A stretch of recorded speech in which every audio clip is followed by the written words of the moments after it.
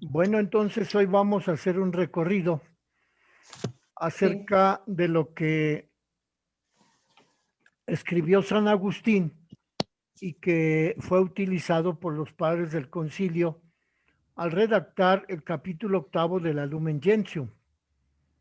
¿Se acuerdan los tres temas que veíamos ayer y antier de San Agustín? Y María en el misterio de Cristo. 1. La relación de la Virgen María y la Iglesia. 2. La figura teológica y evangélica de María. 3. Muy bien. Bueno, acerca de esos tres temas, San Agustín aportó muchos elementos para la redacción del capítulo octavo de la Lumen Gentium. ¿Se acuerdan cuándo fue proclamada la Lumen Gentium? Ay, no. No. No. ¿Quién la proclamó? ¿En dónde se proclamó?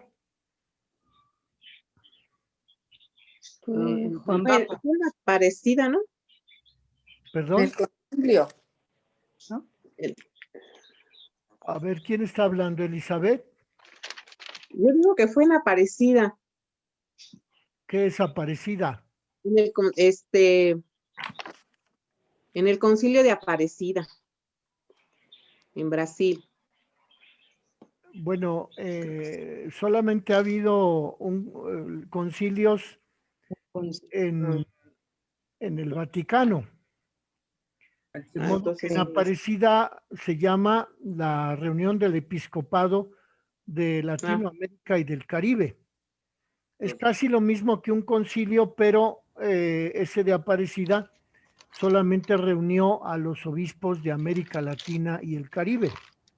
En cambio, el Concilio Vaticano II en 1963, 1964 y 1965 reunió a todos los obispos del mundo. Ya. Juan 23. Lo convocó Juan 23. Y lo terminó Juan Pablo. Octubre del 1963. Comenzó allá en Roma, en la Basílica del Vaticano. Por eso se llama Concilio Vaticano, porque fue celebrado en la Basílica de San Pedro en Roma, en el Vaticano. Entonces, por eso se llama Vaticano, pero se llama Vaticano II. ¿Por qué creen ustedes que se llama Vaticano II? Que ya había Vaticano I. Hubo. ¿Y cuándo fue ese Vaticano I? ¿En el 58? Vaticano I fue en 63. ¿Sería en el 58? 1870. 1870. Y el Vaticano II en 1963. O sea que transcurrieron casi 100 años. Faltaron 7 años para que transcurrieran 100 años entre la celebración del Vaticano I en 1870 y la celebración del Vaticano II en 1963.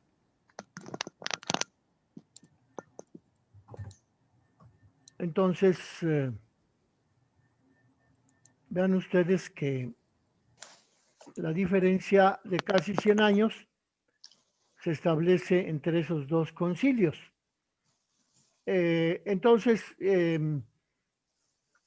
decíamos que se llamó Vaticano porque fue celebrado en la Ciudad del Vaticano, y segundo porque se celebró después del primero, que fue casi 100 años antes, el Concilio Vaticano I en 1870 y el Concilio Vaticano II en 1963. Pero la importancia del Vaticano II es que abordó todos los temas de la vida de la Iglesia. a tal punto que se proclamó una constitución que se llama así, Constitución Dogmática sobre la Iglesia. Y ahí se habla de muchos temas. En primer lugar, de la vocación que tenemos todos los creyentes a la santidad. También se habló de los religiosos en el capítulo 4. Se habló de los obispos en el capítulo 6.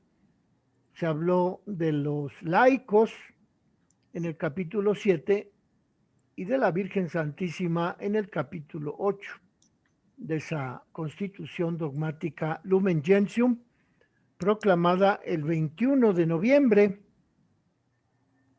Mañana se cumplen, pues, ¿cuántos años? Si fue en 1963, perdón, en el 64, 37, estamos en el 2020. 57 años.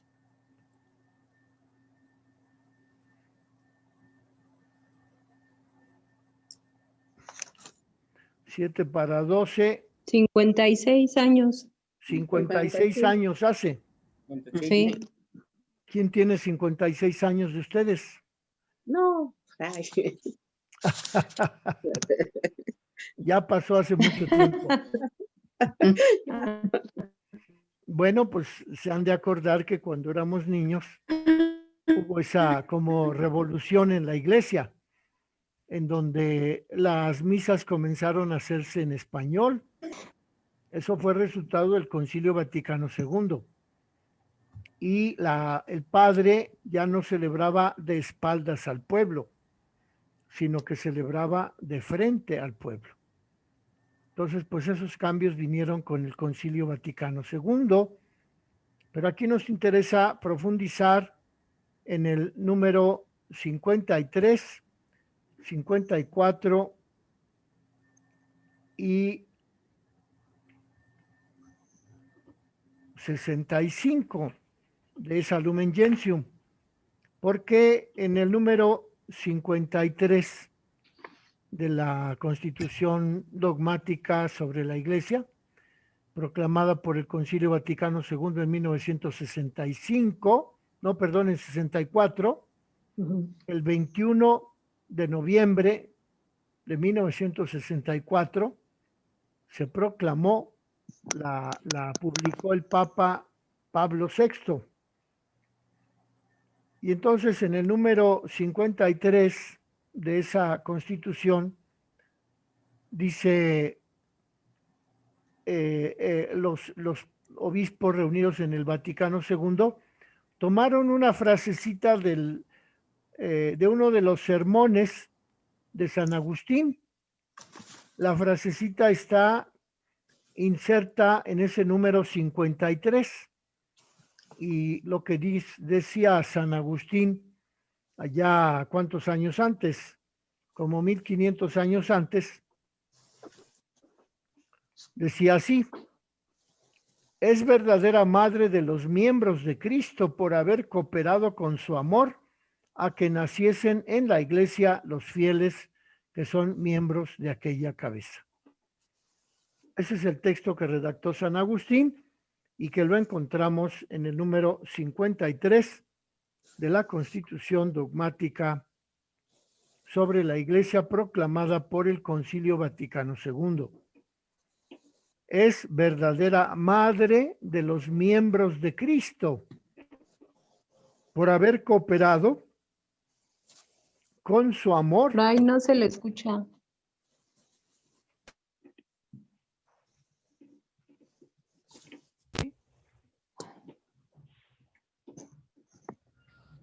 Para haber cooperado con su amor.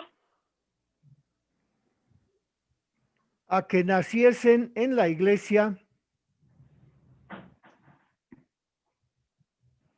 ¿Escuchan? Sí. Yo sí. Bueno, entonces No. dice así la frase: es verdadera madre de los miembros de Cristo Ujú. por haber cooperado Sí. con su amor a que naciesen en la iglesia los fieles que son miembros de aquella cabeza.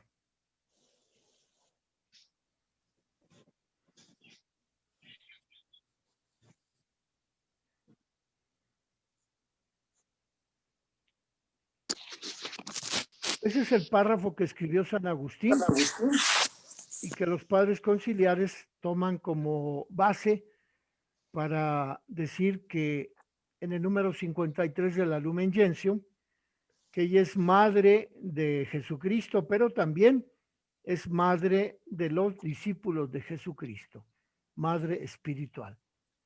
Bueno, ahí el párrafo de San Agustín, vean ustedes, tiene esa frase importante: cooperó con su amor a que naciesen los fieles. Fíjense, ahí cooperó con su amor. Decíamos ayer que uno de los aspectos de la participación de la Virgen María en la iglesia era el haber cooperado no con la concupiscencia.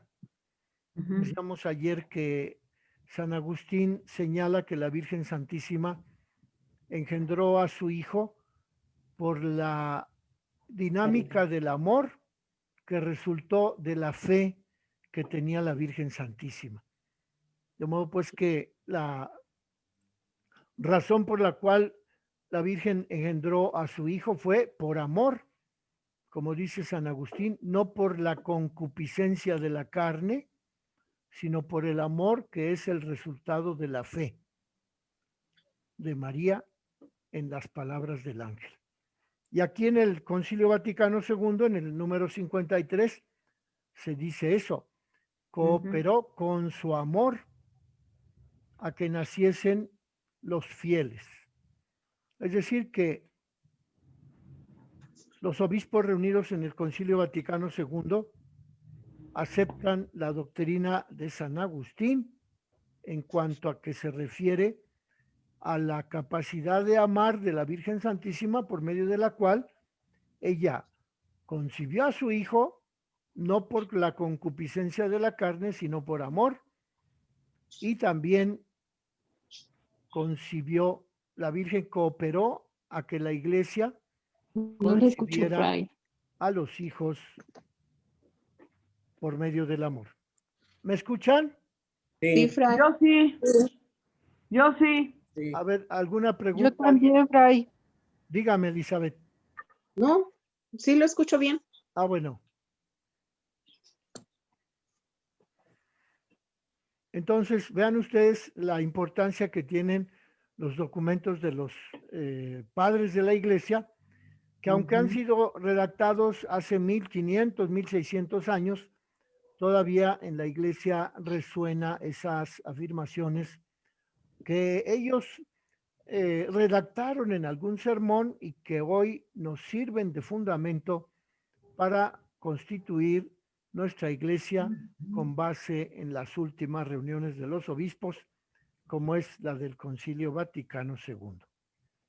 Entonces, dice ese mismo número 53, que María es proclamada como miembro de la iglesia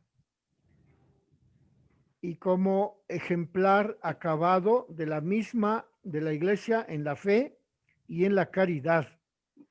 Van ustedes que aquí también los obispos afirman que la Virgen es miembro de la iglesia, que es lo que veíamos ayer en el documento de San Agustín cuando nos referíamos a la relación entre María y la iglesia, y decíamos que era una relación de superioridad de la iglesia respecto de la Virgen, porque la Virgen pertenece, forma parte, es un miembro de la iglesia.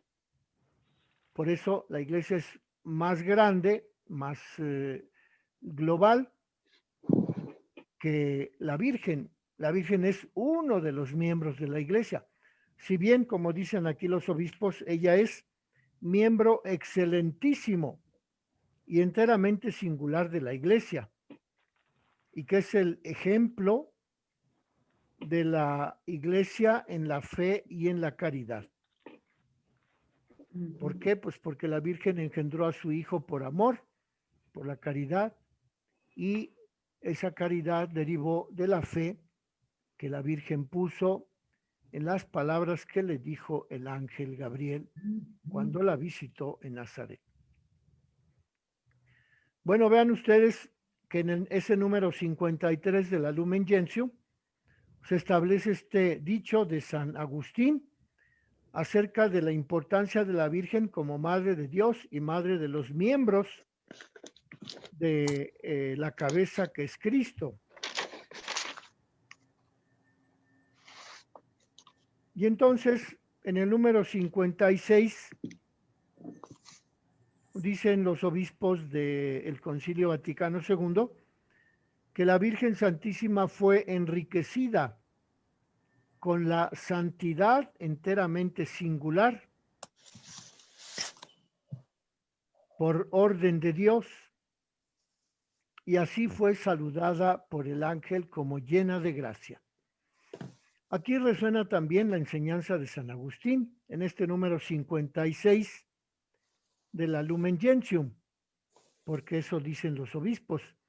Ella, la Virgen, fue enriquecida desde el primer instante de su concepción de una santidad enteramente singular.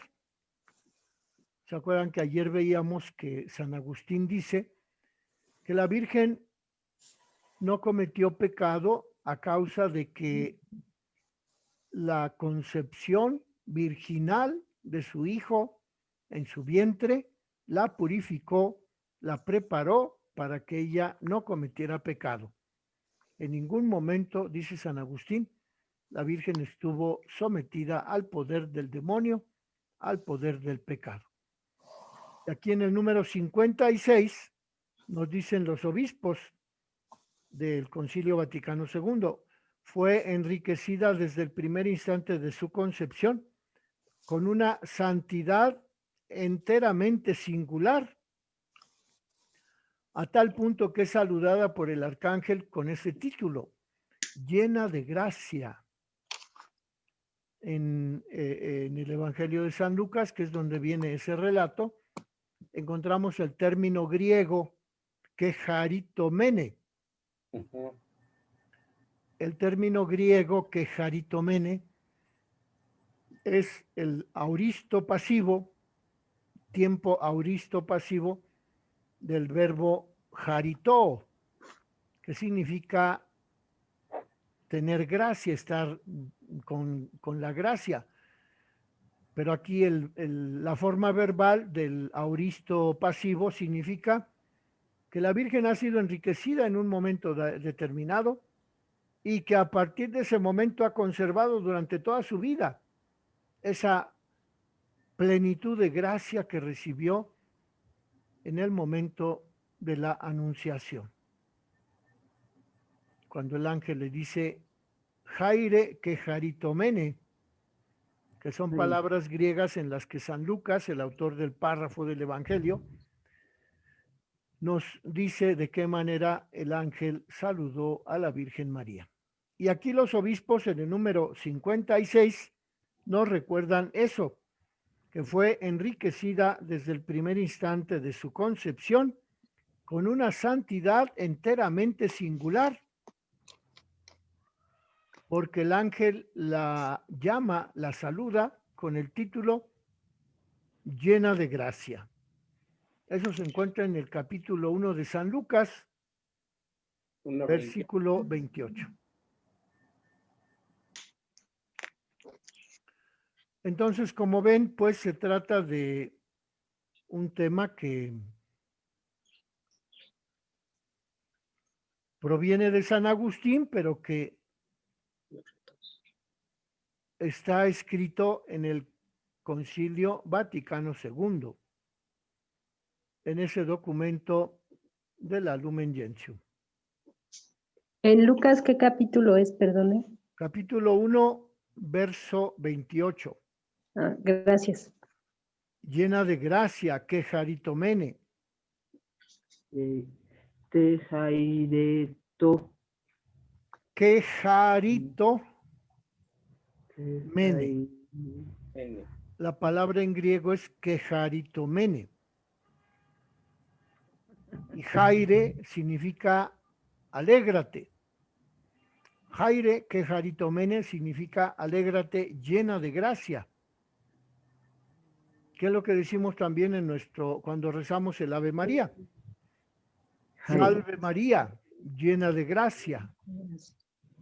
Ahí están las palabras del ángel con las que el ángel saludó a la Virgen allá en Nazaret cuando le anunció que iba a ser madre de Dios. Bueno, entonces ya vimos que en el 53 y en el número 56 tenemos una enseñanza de San Agustín aplicada en el Concilio Vaticano II. Pero también en el número 56 también, al final de ese número 56 encontramos otra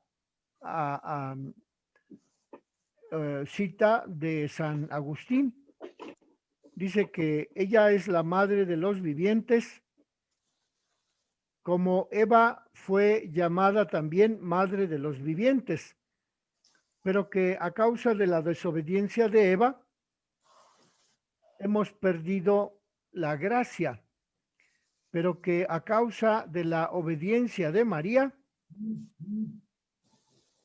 hemos sido restituidos en la filiación como hijos de Dios. Dice que los padres, en el número 56 de la Lumen Gentium, al final del párrafo, dice así: los padres afirman que el nudo de la desobediencia de Eva fue desatado por la obediencia de María, que lo que había atado la Virgen Eva con su incredulidad fue desatado por la Virgen María mediante su fe. Y al compararla con Eva, llaman a María Madre de los Vivientes y afirman que la muerte vino por Eva y la vida vino por María. Entonces, pues esta comparación entre Eva y María, en donde el Concilio Vaticano II, en ese número 56, afirma que por Eva vino la muerte de los hijos de Dios, porque con el pecado de Eva todos fuimos expulsados del paraíso, y en cambio con la obediencia de María todos hemos sido hechos hijos de Dios de nueva cuenta. Como que con el pecado de Eva, Dios se disgustó con la humanidad y decidió que los hombres no podían ser llamados hijos de Dios.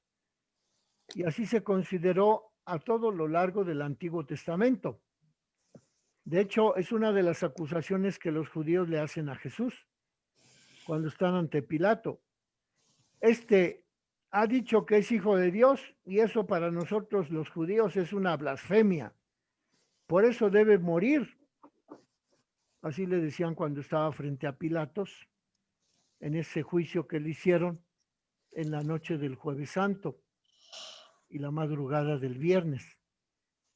De modo pues que la afirmación de San Agustín, que la muerte vino por Eva y la vida vino por María, que citan aquí los padres conciliares en el número 56 de la Lumen Gentium, es un texto que proviene de allá, de 1600 años antes del Concilio Vaticano II, cuando fue redactado por San Agustín.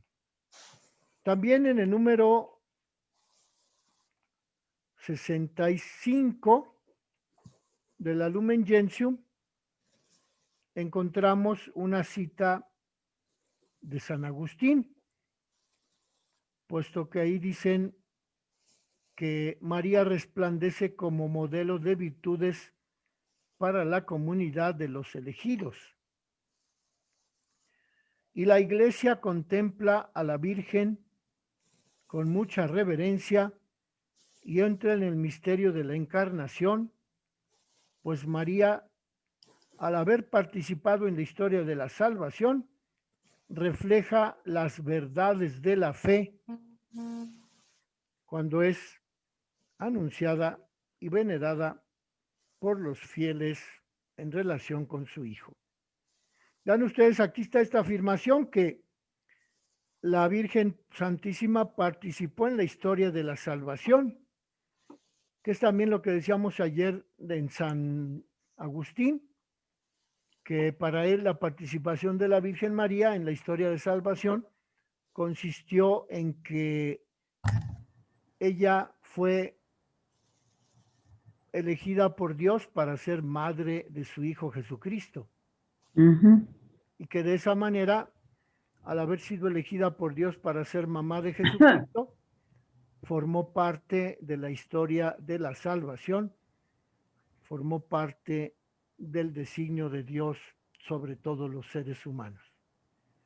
Y aquí en el número 65 del Concilio Vaticano II dice así, que María, por su íntima participación en la historia de la salvación, reunió las supremas verdades de la fe. Vean ustedes que este párrafo está muy denso, tiene muchos contenidos, digamos, hay que explicarlo detalladamente. ¿Cuáles son las verdades de la fe que se reúnen en la Virgen María? ¿Qué es lo que dicen aquí los obispos en el número 65 de la Lumen Gentium? Ella reúne las supremas verdades de la fe cuando es anunciada y venerada y hace que la Iglesia glorifique a Cristo, puesto que la Iglesia quiere ser semejante a su modelo, que es la Virgen, y progresa continuamente en la fe, en la esperanza y en la caridad, obedeciendo la voluntad divina. Entonces, pues, las verdades máximas de la fe a la que se refieren aquí los obispos del Concilio Vaticano II, pues, ¿cuáles serán?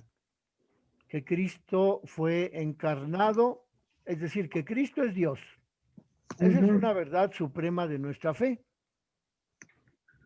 Y ella, la Virgen, resume en sí misma esa gran verdad que engendró a Jesucristo, que es la segunda persona de la Santísima Trinidad. Por eso aquí los obispos en el número 65 de la Lumen Gentium dicen que la Virgen resume las verdades más grandes de la fe. Pues una de las verdades más grandes de la fe es que Cristo es Dios y que Cristo fue encarnado en el seno de la Virgen y que ella lo acompañó hasta el Calvario para que la segunda persona de la Santísima Trinidad fuese ofrecida en sacrificio cruento al Padre Todopoderoso,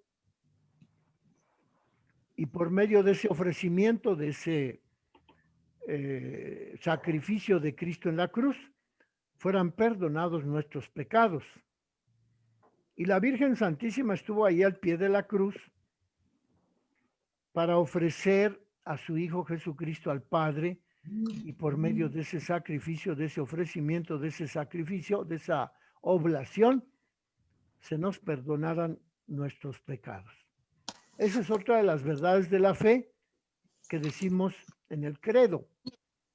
Al final del credo decimos: creo en Espíritu Santo, creo en la Iglesia Católica, en la comunión de los santos, en el perdón de los pecados. Vean ustedes, ahí está de qué manera la Virgen resume las verdades más grandes de la fe, porque ella, al ofrecer a su Hijo en la cruz, colaboró con su presencia, con su maternidad al pie de la cruz, colaboró en la obra de la redención, en la obra de la salvación, en la historia de la salvación.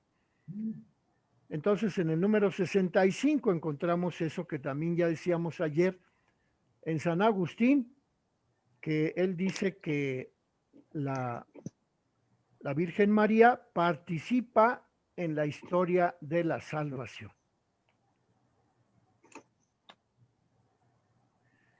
¿Y qué otro detalle? Bueno, ya con esos temas podemos decir de qué manera en el número 53 de la Lumen Gentium aparece la frase de San Agustín. La Virgen es verdadera madre de los miembros de Cristo porque colaboró con su amor a que naciesen los fieles en la iglesia. Colaboró con su amor, no con la concupiscencia, como dice San Agustín. Y luego en el número 56 decimos que ella fue totalmente santa e inmune de toda mancha de pecado, que es también algo que dice San Agustín acerca de la contaminación por el pecado, que nunca tuvo efecto en la Virgen Santísima. Y al final del número también 56, encontramos esa otra cita de San Agustín, en donde, comparándola con Eva, llama a María madre de los vivientes, porque dice que la muerte vino por Eva y la vida vino por la Virgen Santísima. Y luego en el número 65, la Virgen, al participar en la historia de la salvación, reúne las verdades más elevadas de la fe, puesto que engendra al Hijo de Dios, esa es una verdad de la fe, puesto que acompaña a su Hijo al sacrificio en la cruz, por el cual se nos perdonan nuestros pecados, esa es otra verdad de la fe, y está en Pentecostés con todos los integrantes de la iglesia, todos los apóstoles, y esa también es otra verdad de la fe.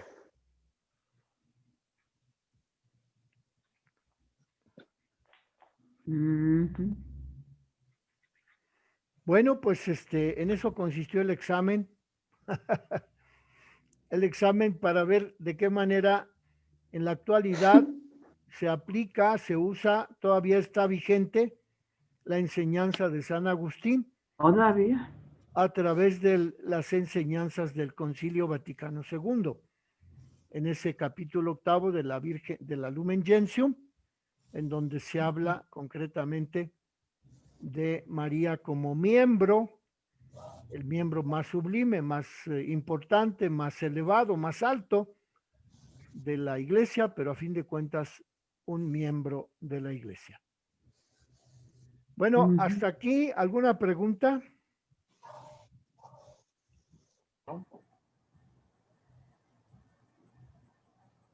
Vean cómo poco a poco vamos cubriendo los temas de la Mariología, primero hablando de los padres y luego hablando del magisterio, porque los padres de la iglesia, como les decía yo al inicio de estas clases de patrología, de patrística, los padres son aquellos personajes ilustres que vivieron entre el siglo II y el siglo XI después de Cristo. Y estos padres de la iglesia, pues todavía su enseñanza está vigente porque la vemos incluida en los documentos de los concilios como textos que fortalecen nuestra fe, como textos que nos dan la capacidad de continuar con la fe que profesa toda la iglesia. En primer lugar, los obispos que se reunieron en el Concilio Vaticano II entre 1963 y 1965. Bueno, mañana no se olviden, es la última festividad de María en el año litúrgico, con la presentación de María al templo. Es la festividad que encontramos en el calendario litúrgico. Fray, antes de que se me olvide y hablando de calendario, ¿va a haber calendarios este año para el próximo? Ya lo tengo aquí, Ah, ya lo tenemos. Entonces, ya nada más que nos diga en dónde y cuánto para saber en dónde lo vemos y cuántos tiene, en fin. bueno, Muchas gracias, Fray. Si quieren este domingo me buscan o lo vamos a ofrecer al final de todas las misas aquí en la parroquia. Entonces, pues ahí a la persona que esté a la puerta le piden su calendario y pues ahí dan un donativo y pues si quieren llevar 1, 2, 3, 10 para sus familiares. Sí. También esta vez salió muy barato, lo estamos vendiendo a 15 pesos. Está muy bien. No voy a la iglesia ya hace tiempo por lo de la pandemia y prefiero ver la misa con mi mamá en YouTube desde la basílica que la ofrece el cardenal. Pero voy a pedirle a alguien de mis amistades que por favor nos traiga los calendarios. Que venga aquí a la parroquia o entre Sí, Fray. No sé si usted pudiera venir entre semana a la misa de 12. Eso sí también podría ser. Lunes, martes o miércoles. Y ya me busca y yo le doy su calendario. José Luis Velasco, se lo puedes pedir allá al padre José Luis en Xochimilco. Gracias. También vamos a mandar unos calendarios. ¿Y los domingos qué misas tiene, Fray? A las 8 de la mañana, a las 10 de la mañana, a las 12 del día y a las 7 de la noche. ¿Y en la oficina no estarán los calendarios? No. También en la oficina lo pueden comprar. Bien, gracias. Bueno, Sí.